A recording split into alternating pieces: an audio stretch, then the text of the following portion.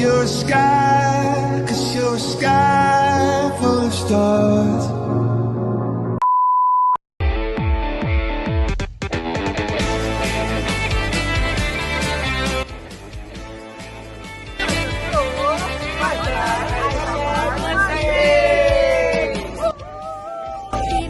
Pantai Air Papan terkenal dengan keindahan lautnya dan menjadi tarikan di Johor.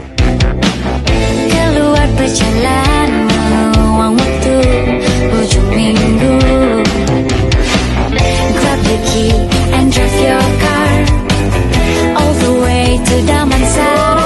Come on and seize the night, have some cookies and coffee. Masa muda. We are at Pantai Pasir Lanun. Okey guys, sekarang ni kita orang berada di Pantai Pasir Lanun. Dekat mana? Dekat Mersing. Kalau korang nak tahu apa yang best dekat sini, jom kita tengok. Jadi, go! Bersama sahabat gembira, jadikan satu bola. This is Pantai Pasir Lanun. Welcome to Masjid Sunan Iskandar. Kata apa yang dirasa,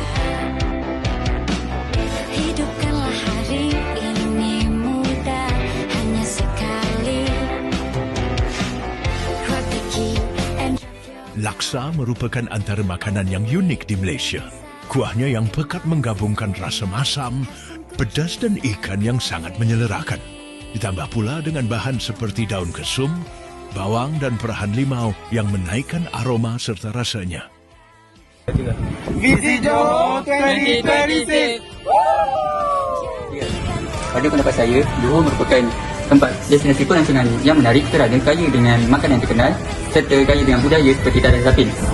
Johor juga merupakan tempat mudah diakses melalui jalan raya serta Senai International Airport, memudahkan pelancong memasuki Johor. Pada pendapat saya pula, Johor ni mempunyai tempat yang sangat best untuk kita lawati bersama keluarga kita. Daripada suasana bandar meriah sampai pantai yang cantik. Saya rasa Johor ni juga sangat best untuk lawati kerana suasana yang sangat tenang dan damai. Itu saja daripada saya. Let's go!